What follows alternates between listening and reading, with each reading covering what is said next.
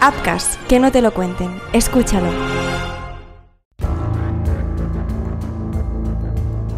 ¿Eres un apasionado de las historias de crimen y misterio? Entonces, escucha este mensaje.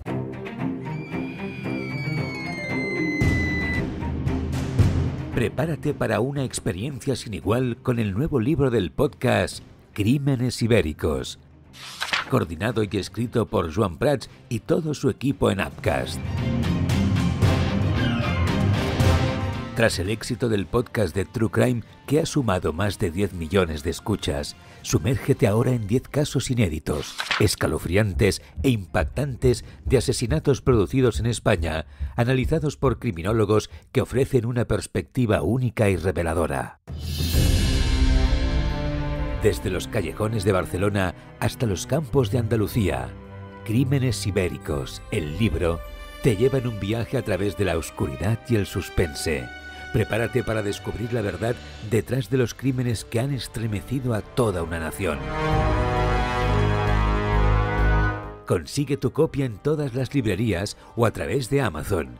Crímenes Ibéricos, libro editado por Al Revés y escrito por Joan Prats.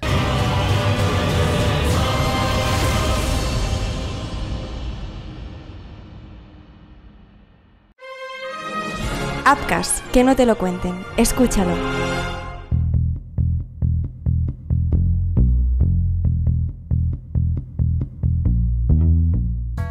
A finales de los años 80, Santander, una ciudad costera conocida por su apacible vida marinera y sus encantadoras vistas al mar Cantábrico, se vio envuelta en una nube de terror. Las calles, normalmente bulliciosas, con ancianos paseando junto a las playas y niños jugando en los parques, se tornaron sombrías mientras el miedo se apoderaba de la comunidad. Bajo esta apariencia de normalidad, un oscuro depredador acechaba en silencio, esperando su momento para desatar el horror. Esa tranquilidad habitual fue rota por los atroces crímenes de José Antonio Rodríguez Vega, el hombre que convertiría la calma de Santander en un recuerdo distante. Hola, mi nombre es Marc Trucco. Bienvenidos a Crímenes Ibéricos, un podcast de Apcast dirigido por Joan Prats y producido por Marc Jiménez. Empezamos.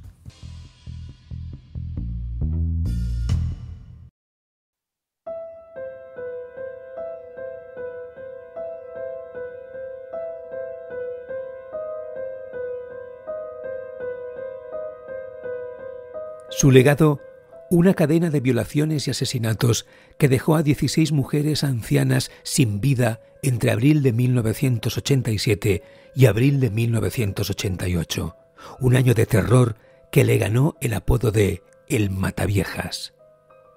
José Antonio Rodríguez Vega no solo fue uno de los asesinos en serie más despiadados de España, sino también uno de los más perturbadores. En el juicio, el propio acusado explicó que sus víctimas le recordaban a su madre y a su suegra. Cuando pensaba en ellas, me entraba una especie de excitación, una vergüenza inconsciente. Me temblaba todo el cuerpo. Era como si algo en mi interior despertara, algo agresivo que no podía controlar. Esto lo relató fríamente ante el tribunal. Estas palabras no hicieron sino confirmar la crueldad y el desprecio por la vida humana que caracterizaban a Rodríguez Vega. Pero su historia no comienza en Santander, ni siquiera en la década de los 80. Para entender al Mataviejas hay que remontarse al año 1974, cuando solo tenía 17 años. Desde joven, su comportamiento agresivo y violento había marcado la vida de su familia. Maltrataba a su madre y a su hermana con total impunidad, y en un episodio especialmente escalofriante, empujó a su padre, que estaba en silla de ruedas, por las escaleras. Estos actos eran solo el preludio de lo que estaba por venir. En 1978, José Antonio Rodríguez Vega fue arrestado por primera vez, acusado de ser el violador de la Vespa. Durante meses había aterrorizado a la región, atacando a mujeres y dejándolas marcadas para siempre. Fue condenado a 17 años de prisión por 12 violaciones, pero solo cumplió 8. En esos 8 años, el joven agresor pareció desaparecer del radar de las autoridades, pero tras recuperar su libertad, regresó a Santander y retomó una vida que, para muchos, parecía completamente normal. Trabajaba como albañil y llevaba una existencia discreta, ganándose la confianza de quienes le rodeaban. Sin embargo, su mente ya estaba tramando su siguiente jugada.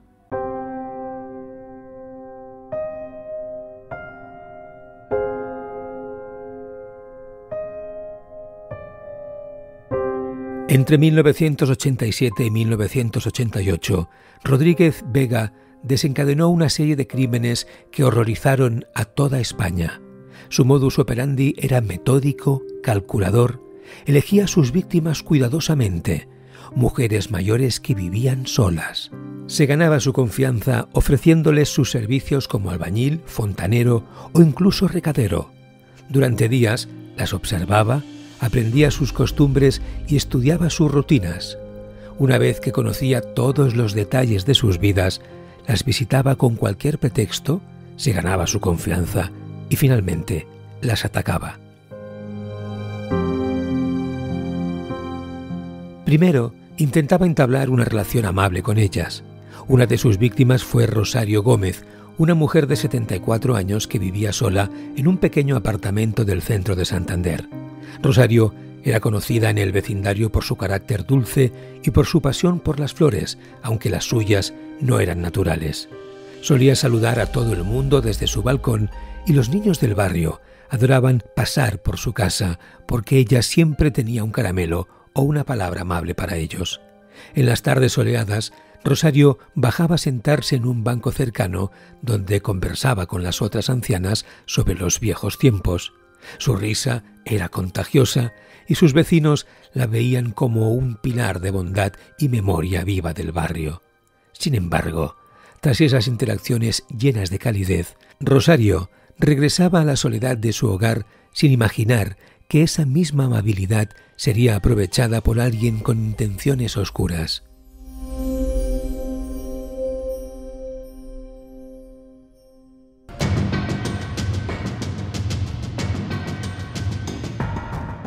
Tenía un pequeño balcón donde exhibía un sinfín de flores de plástico de todos los colores, cuidadosamente arregladas en macetas decorativas. Los vecinos solían bromear sobre su peculiar jardinería, pero Rosario siempre respondía con una sonrisa y una anécdota sobre cómo cada flor le recordaba un momento feliz de su vida. Había sido costurera durante décadas y aún mantenía su máquina de coser en el rincón de su salón, junto a un sillón donde le gustaba pasar las tardes leyendo novelas románticas. José Antonio se ganó su confianza tras ofrecerse a reparar una ventana que, según él, estaba en peligro de desprenderse. Durante días, Rodríguez Vega visitó a Rosario bajo el pretexto de trabajar en su hogar. Charlaban largamente y José Antonio siempre encontraba formas de hacerla hablar sobre su juventud. Rosario le contó cómo había aprendido a coser en una escuela pequeña de monjas y cómo, durante la posguerra, su habilidad con la aguja había mantenido a flote a su familia. También le relató cómo había perdido a su esposo en un accidente de pesca, un recuerdo que aún la hacía emocionarse. José Antonio la escuchaba con atención, asintiendo y haciéndole preguntas para mantenerla hablando.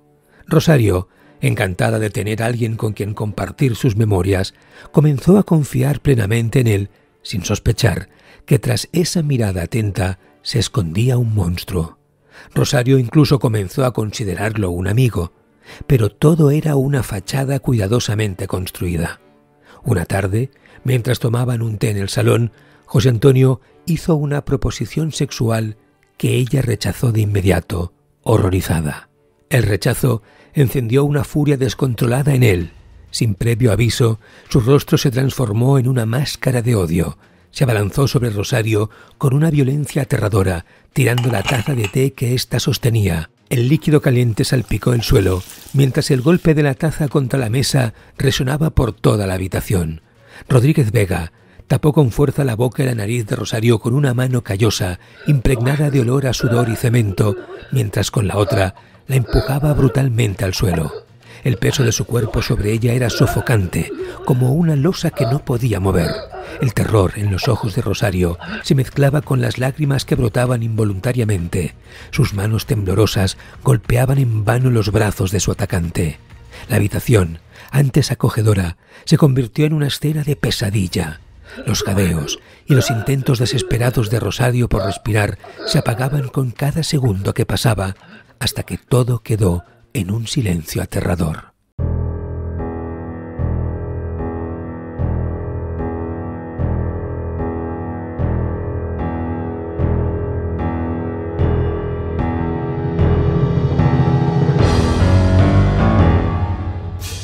La lámpara, tambaleándose tras el forcejeo, proyectaba sombras distorsionadas en las paredes como si la propia habitación fuera testigo de la atrocidad.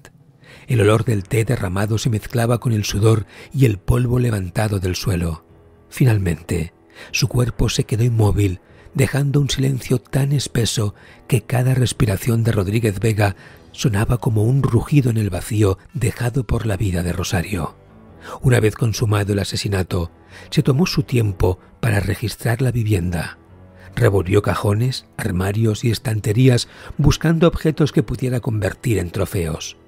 De la casa de Rosario se llevó un rosario de cuentas de madera cuyo desgastado brillo reflejaba las incontables veces que había pasado por sus manos en oraciones silenciosas.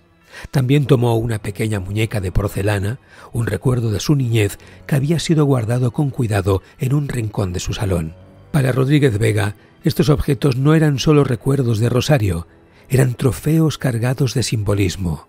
El rosario representaba algo más que la fe. Era un testimonio silencioso de la confianza ciega de sus víctimas, una confianza que él se encargaba de traicionar de la manera más brutal. Cada cuenta gastada simbolizaba las oraciones de una vida llena de esperanza y devoción, todo lo contrario a lo que Rodríguez Vega encarnaba. Por otro lado, la muñeca de porcelana, con su delicada fragilidad, no era solo un objeto decorativo, sino un recordatorio perverso de la inocencia que él buscaba destruir con cada uno de sus crímenes.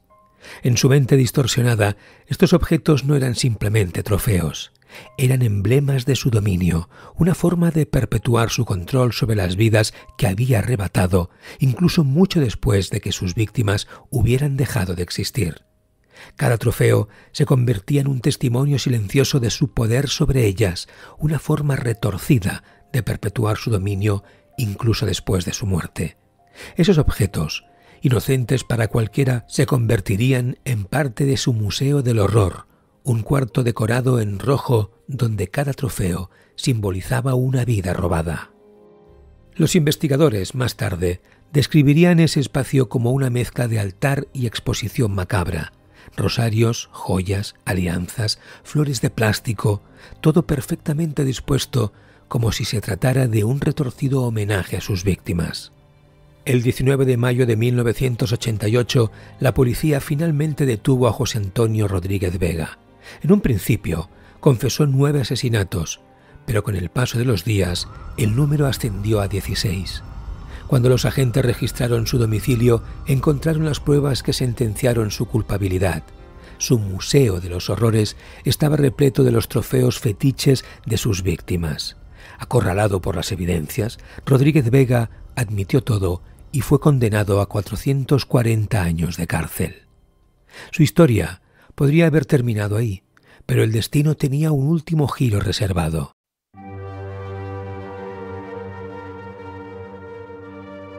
En 2022, tras cumplir 14 años de condena en distintas cárceles de España, Rodríguez Vega fue trasladado al centro penitenciario de Topas, en Salamanca. Allí, lejos de mostrar arrepentimiento, se jactaba de sus crímenes ante otros reclusos, pero su arrogancia le costó la vida. 2 días después de su llegada, Rodríguez Vega fue asesinado brutalmente por 2 presos, González del Valle y Rodríguez Ovelleiro. Con un objeto afilado que improvisaron como cuchillo, le apuñalaron 113 veces. La escena fue dantesca y aunque el móvil del crimen nunca se esclareció por completo, uno de los asesinos, González del Valle, entró en la sala del juicio gritando: «¡He matado al mataviejas!». Ambos agresores fueron condenados a 13 años adicionales de prisión, aunque estas penas posteriormente fueron anuladas. El caso de José Antonio Rodríguez Vega quedó grabado para siempre en la memoria colectiva como un relato escalofriante de la crónica negra española. Era un hombre que, tras la apariencia de un vecino amable y servicial, ocultaba a un depredador despiadado, un monstruo cuya crueldad y perversión no conocieron límites. Cada paso que dio por las calles de Santander, cada sonrisa fingida, fueron parte de un elaborado disfraz que le permitió ganarse la confianza de sus víctimas y de toda una comunidad. Incluso después de su muerte, su legado de terror persiste. La brutalidad de su final, apuñalado 113 veces en una cárcel donde se atrevía a presumir de sus atrocidades, fue vista por muchos como una forma de justicia poética, aunque impregnada de la misma violencia que él había sembrado.